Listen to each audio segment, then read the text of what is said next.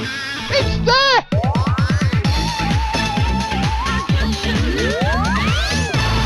Holy moly, this one's going to go big. Hello and welcome back to the channel. We're going to cover refill keys in this video.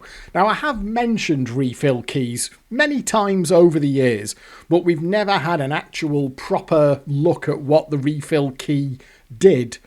For a period of time in the, well, for me it was the early 2000s, but they did have a slightly wider sort of target area than that.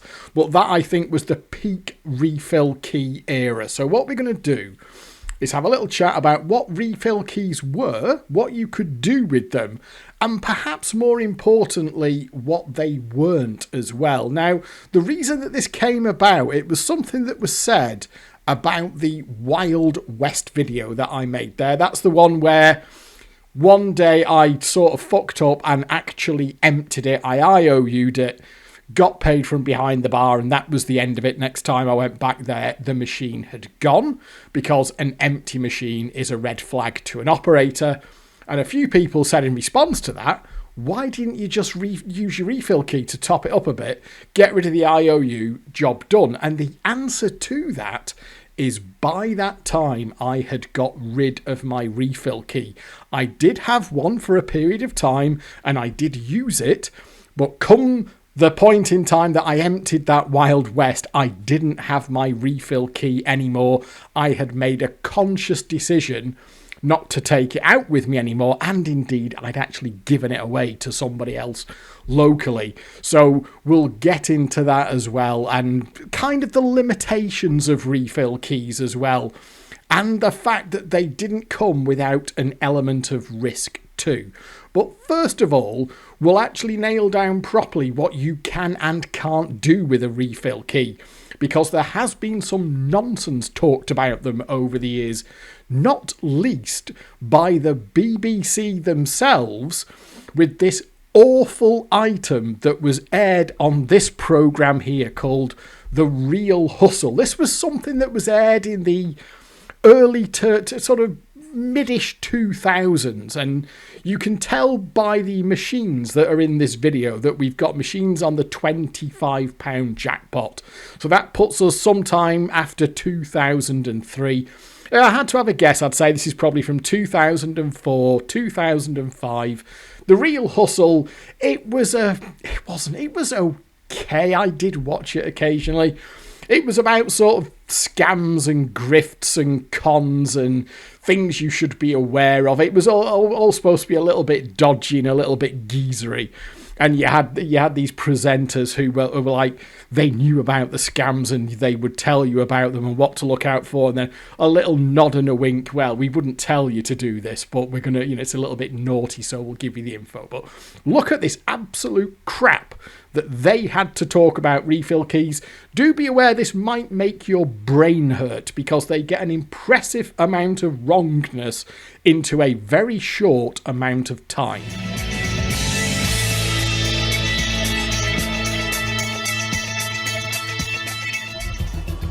Some would say fruit machines are just another form of hustle, because like every good hustle, they suck you in with the promise of getting something for nothing.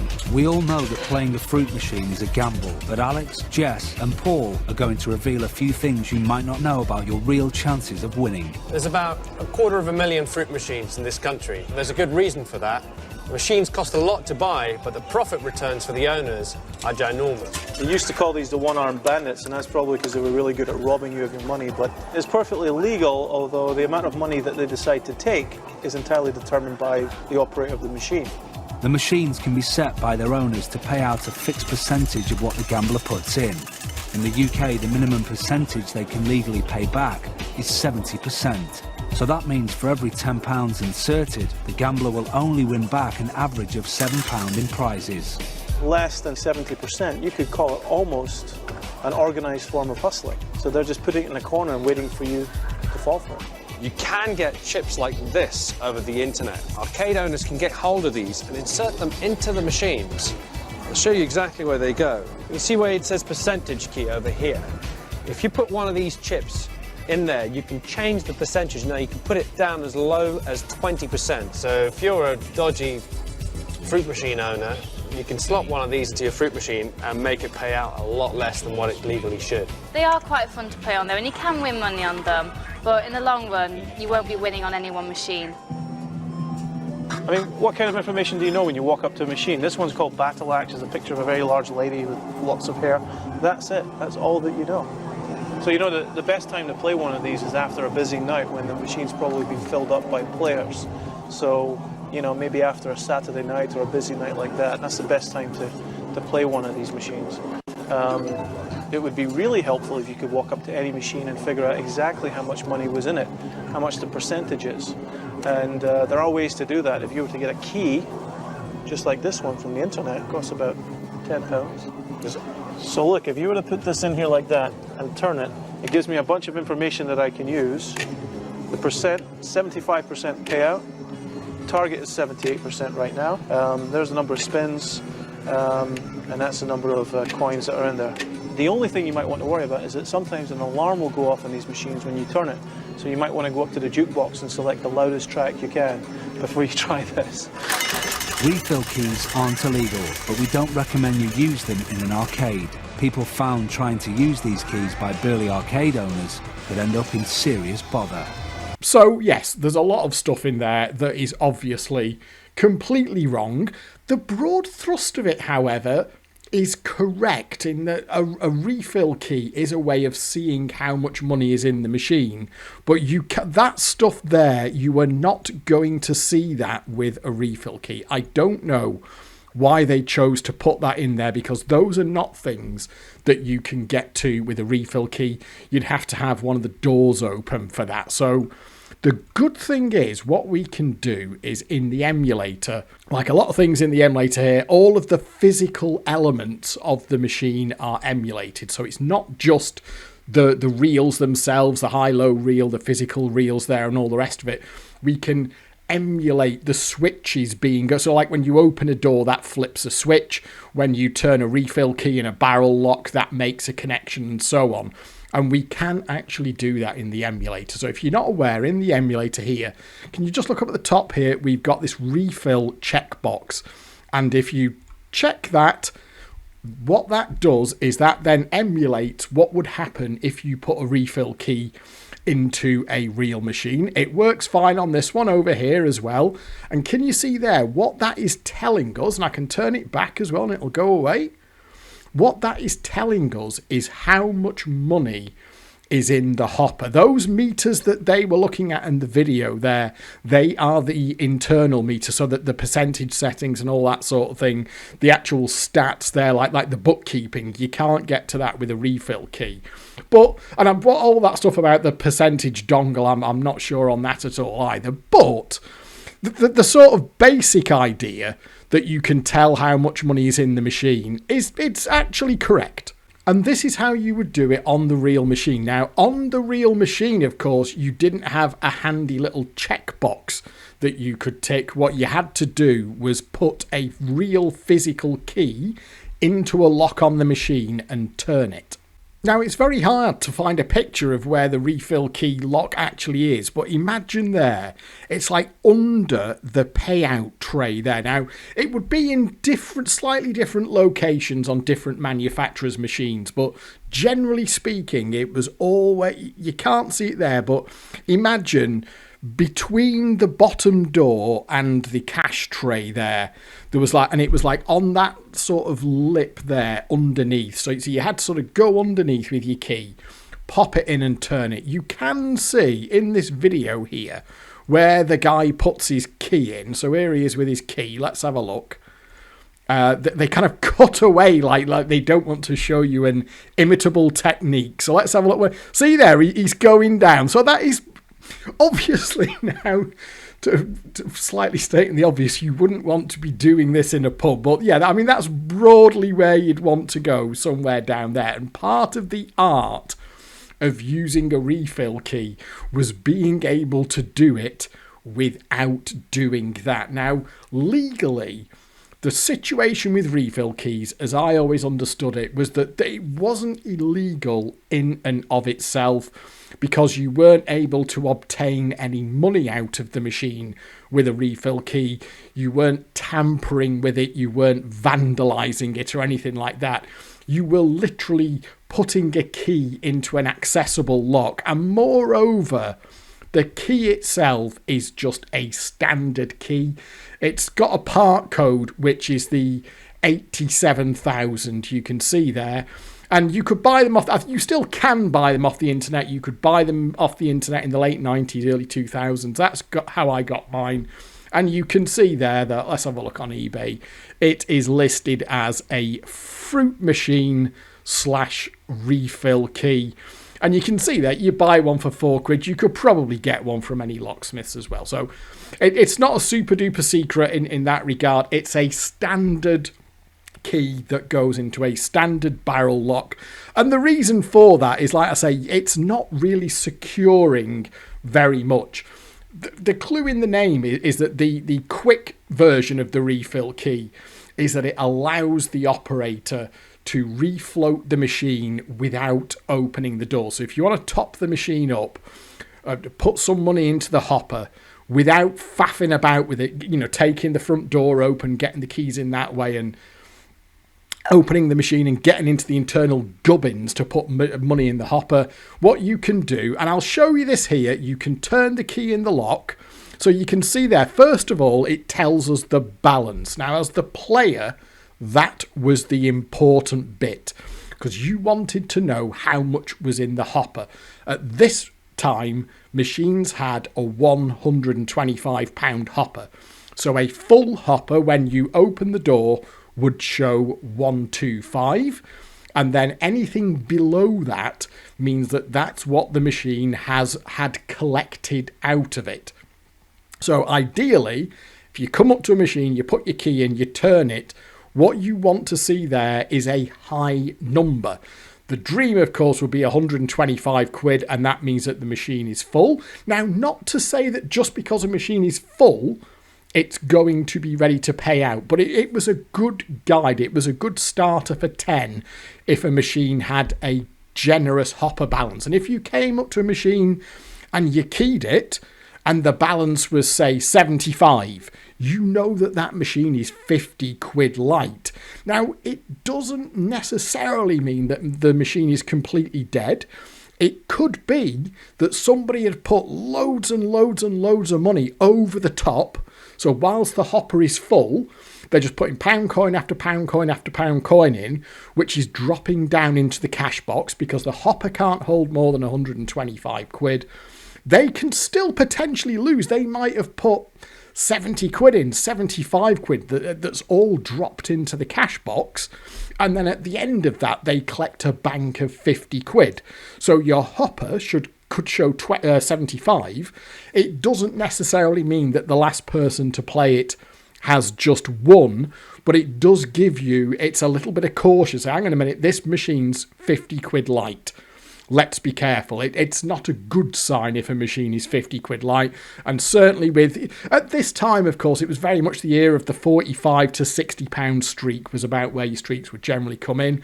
So if you came up to a machine that was somewhere in that region light, somewhere between 45 and 60 off on the hopper, that was it kind of, okay, I'm going to be careful with this one because I know for a fact that someone has taken a big bank out of it. So when you put your refill key in, it tells you. You'll see there that these have got different amounts in their emulated hoppers at the moment.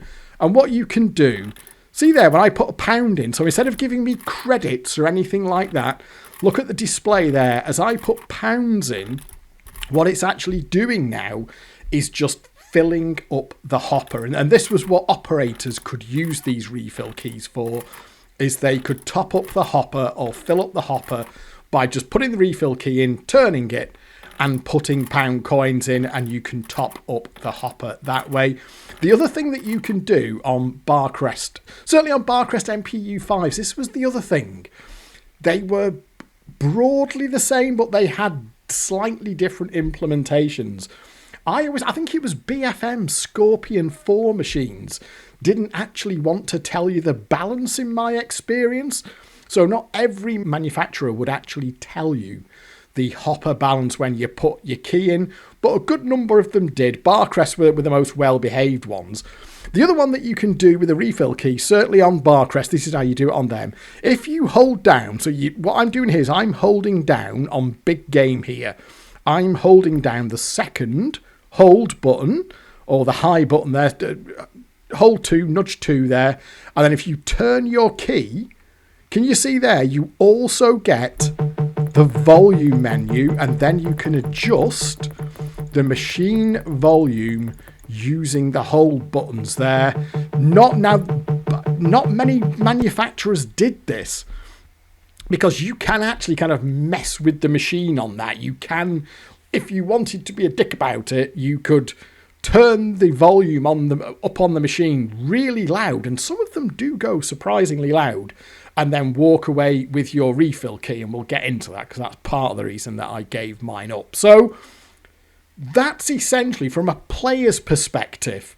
Obviously, we don't normally want to be topping the machine up. That's where that comment came from in relation to my Wild West video, though, is once you've IOU'd it, or once you think you're going to IOU it, why don't you just put your refill key in turn? In fact, you can probably see, can you see there, that little silver thing there, that'll be I can't remember which is which, to be honest, but that will be your refill key lock. You can see it there on the underside of the machine, and the idea would be that once I'd IOU'd it, why don't you put your refill key in and just put 10 or 15 quid back in the hopper, and then you've got rid of the IOU. That was because I didn't have my refill key, but yes, if I would have still had my refill key, I would have done.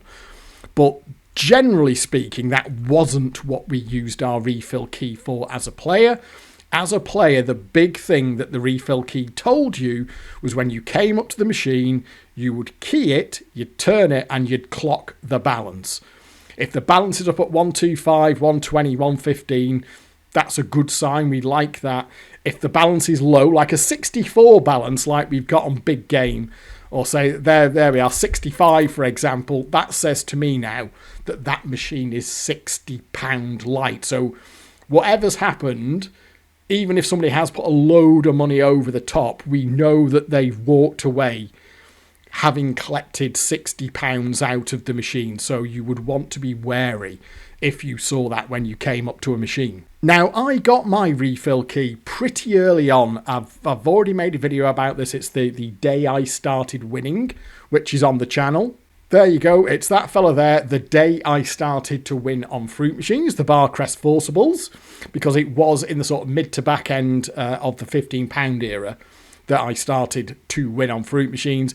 And one of the bits of advice that I got was to get myself a refill key. They were super easy to buy off the internet.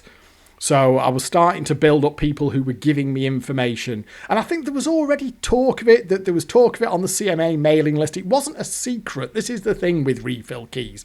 That even an open secret would be probably selling it a bit hard. That it was well known about these bloody refill key things. So I think someone mentioned to me to get a refill key, or I had it in my head to get one. So in fact, you can also see, can you see on the hijinks on the right of that flyer there? That little silver thing there, just in the sort of cash tray area, that would be where you put your refill key in. So I got myself a refill key with the whole point of it, the idea of it was that you could do, in a minute, let's get rid of that you could do that you could key the machine when you went up to it, see how much was in the hopper, and that would give you a starter for 10. Now, the way that I did it when I first started using it was I practiced on machines that were out of the way, because this was my patch here in Ramsey. This was my main patch. The good thing about, because I live in Ramsey, and I lived in Ramsey back in the early 2000s as well, have done since I moved to the Isle of Man. Ramsey was sort of my patch. I lived in Ramsey, so I could just walk around the pubs. There were loads of them, like loads and loads and loads of pubs, and I have covered that as well in the Death of the Fruit Machine video.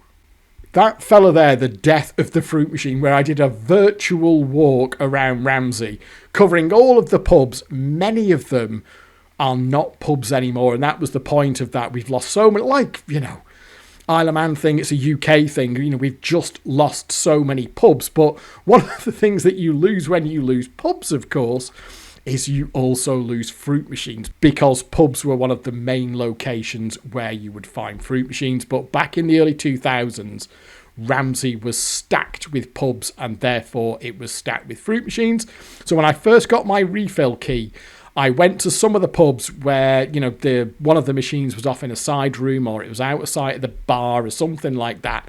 Somewhere that I could kind of get proficient with finding my way into getting the refill key into the lock and turning it. And the idea was of doing that I could then also do that in pubs where the machine was maybe next to the bar, or when there were some people around the machine. If I wasn't careful, I could, let's put it back to that, where I didn't want to be doing that, in simple terms, because that, I mean, yes, you would kind of, you know, if you were collecting money or something like that, there were ways you could blag it.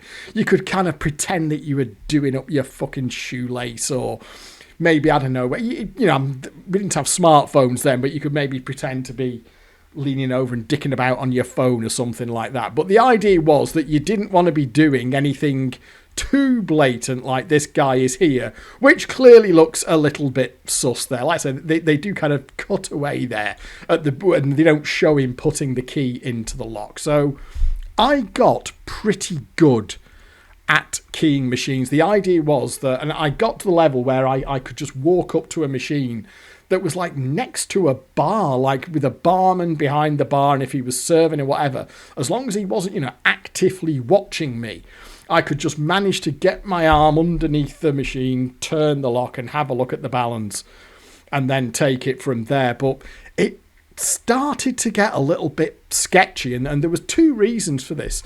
First of all, because I was winning at this point in time, I was routinely winning on the machines, and I was winning quite a lot in the £15 era, and that doesn't go down well. The other locals, particularly the people in the pub who play the machines themselves, start to take an interest if they start to see. And again, I mean, it doesn't seem as relevant here in the year 2025, but back in the early 2000s, if you're an old fucker like me, you will well remember so many more pubs. The pubs were so much busier. There were fruit machines everywhere, and the fruit machines got played. Even in the £15 era, they were still getting a lot of casual play. So once my face started to get to be known locally as the guy who seems to win on the fruit machines all the time, you start to get a little bit of attention as well from the staff and from other patrons. So I started to find that people were paying some attention to me when I was playing the machine, which is not what you want if you're trying to key it. And I remember the hairiest one that I had was in this place here, which is the Commie. I think it was between being pubs at this point in time, but this is still a pub on the corner here. And I went into this place, the Commercial, on my sort of afternoon round, and I went in there. It was like a weekday afternoon, and there was like a barman in there. There were a few guys at the bar. There were a couple of guys sat around, and I went in there as part of my round. They had, and this is partly why I've put the big game up here, because they had that on a £15 jackpot, because Big Game got a £15 upgrade, and they had that.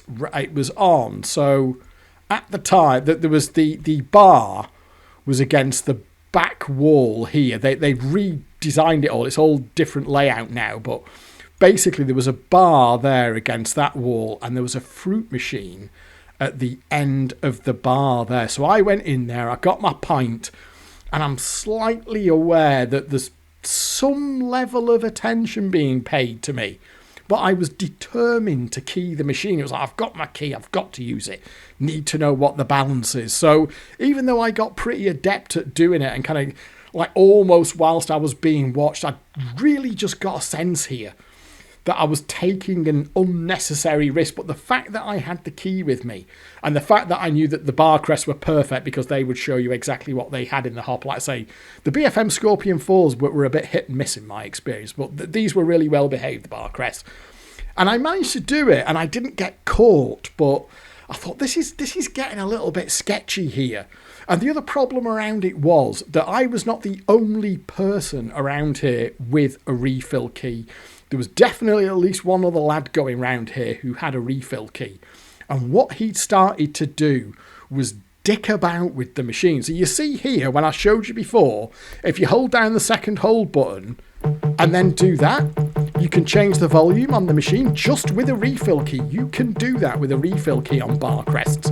And what he'd been doing, I think when he was out pissed up and God knows what else, he'd been fucking around with the machines. I did, because I kind of knew him, so I talked to him about it one day. I said, have you been fucking around with the volume on the machine? He said, oh yeah, it was really loud in there. I just wanted to be able to hear what it was doing. So I don't know, he might have turned it up to like 20 out of 20 on a Friday night when a pub was really busy.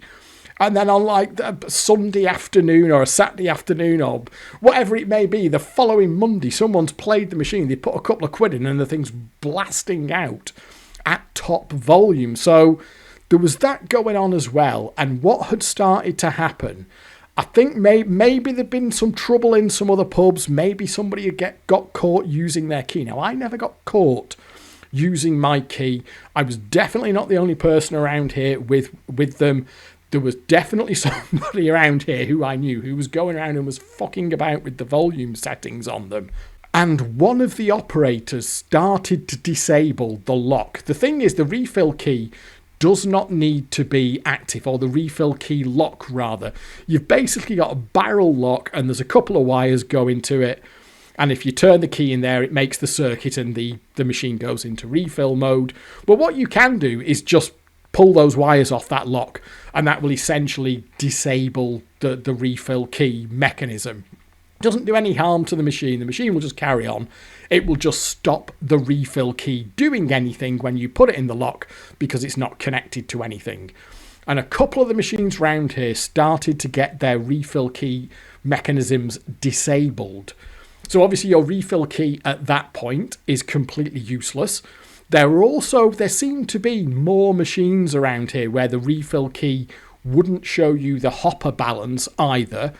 Add in the fact that I knew that there was at least one lad round here who was pissing about with them, turning the volume up on the machines, other people using them.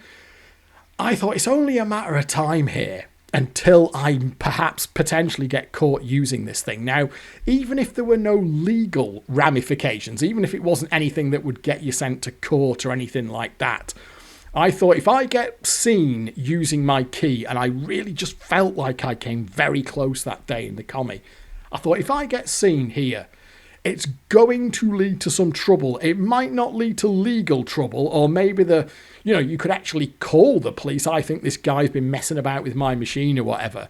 I don't think you'd end up getting in any sort of criminal bother for it. But around this time in Ramsey, on the pubs of the Isle of Man in general, they had this big scheme going on, whereby if you got barred from one pub, you got barred from all the pubs in the area. And they would start putting like rogues galleries of mugshots up behind the bar. So if you were unruly, you were misbehaved, you got into a fight or you kicked off or whatever, in one pub, all the pubs in the area would bar you and you were just barred from all the pubs. That was it. And I thought, well, this is the kind of thing. It could get me barred from a pub, and then that could potentially get me barred from all the pubs. Don't serve this guy, or at the very least, don't let him play your fruit machines. And I thought, I'm done then. If I get caught using a key, and I wanted to be able to go out and play the machines, and the refill key was helpful. It definitely helped. It was definitely a useful piece of information to have, to be able to go up to a machine and have it tell you if it's got a full hopper, if it's a little bit light, or if it's had 50, 60 quid taken out of it. But it wasn't essential. And what I was finding is that as I was kind of getting a bit better at playing machines, I was able to read them better as well. So whilst the refill key was giving me useful information, you can start to get a feel for where a machine is up to anyway. And you don't necessarily need the hopper balance anyway. Plus, you've got the refill day as well. So what would happen is once a week the operator would come round and they'd take the money out of the machine. So somebody would go around all the pubs, they'd take the cash box out of the bottom of the machine, get all the money out, that's the profit the machine has made. But as part of that, they top up the hopper as well. So your hopper would have 125. So you had to be mindful of refill day, because I think it was Tuesday round here. So all the machines would have full hoppers on a Tuesday, but that could lead into sort of, in my experience, it was Tuesday, Wednesday and Thursday, quieter midweek days.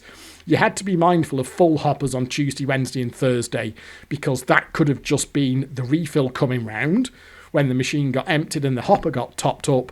And so any full hopper may not be an indication. It could have been 50, 60 quid light and then the machine got refilled and the hopper got topped off when the person came round to do the cash box. So one way or another, I just found myself thinking that the refill key is a little bit more trouble than it's worth. I didn't want to get caught using it. The locks were getting disabled anyway.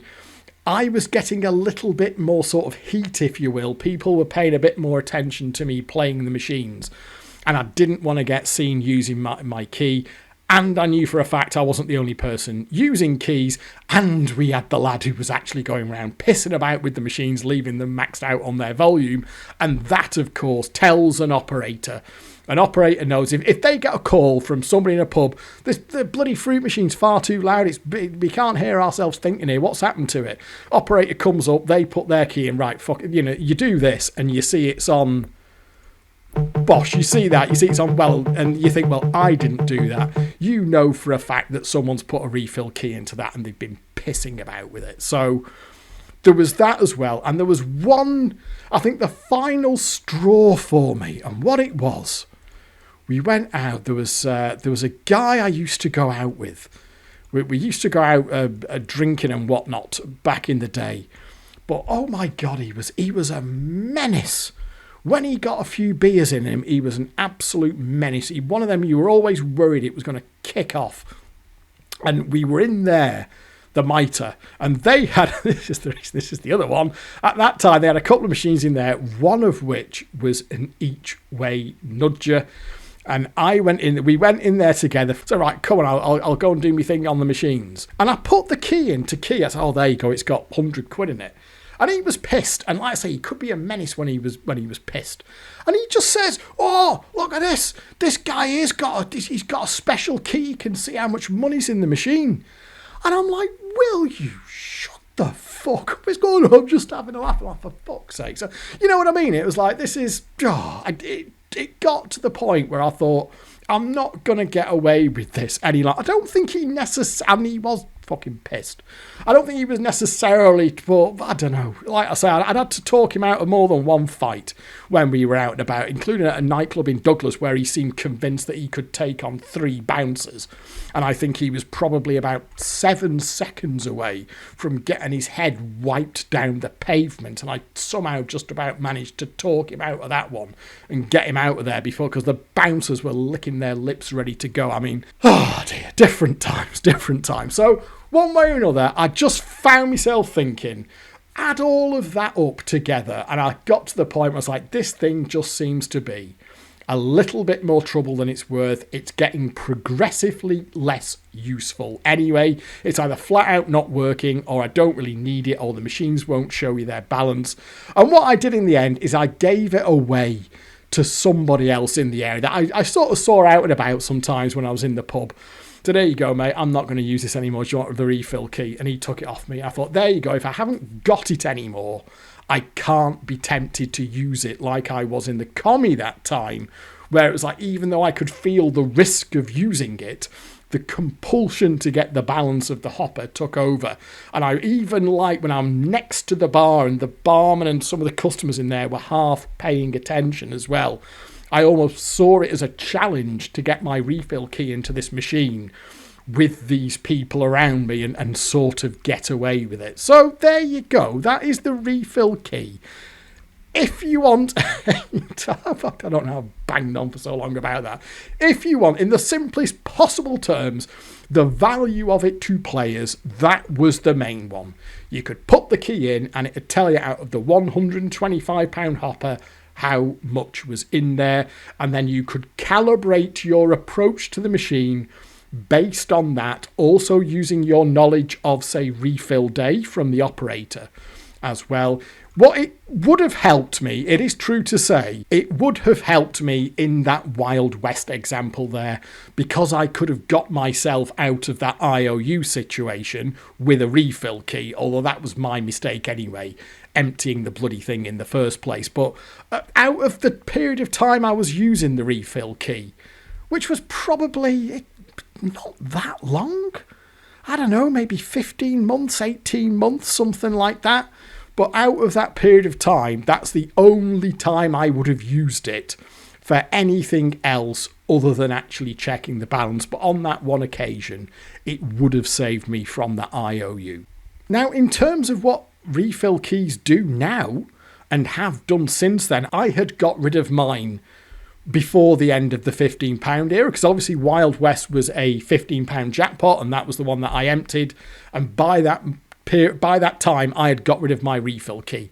So even if we say pretty late in the day, let's say 2002, because the £25 jackpot came out in 2002, I had got rid of my refill key by the end of the £15 era.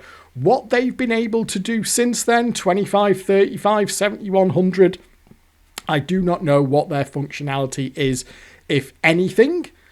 My experience around here was that they were getting to be increasingly useless anyway, but maybe they can still do something in the here and now. Certainly, I mean, you still seem to be able to go onto eBay and buy a fruit machine service / refill key for £4, so I guess they can be useful for something. I don't know if that would still be a thing, if you could key a £100 Betcom or anything like that. But I gave up mine before the end of the £15 era. And honestly, I never thought about getting one again. And I was starting to get better tricks by then as well, which were almost like resistant to that sort of thing, where a simple balance was not particularly useful to me at that point anyway, because I had more proper methods. So once I got rid of it, once I'd done with that, I was like, right, fine, I'm just not going to even think about one of those again, get one again, whatever, I'm done, I'm out. So there you go. That is the refill key, and what I will say is don't do it like that. Thank you very much for watching. Do hope you've enjoyed this video, and I will catch up with you next time, but for now it is goodbye.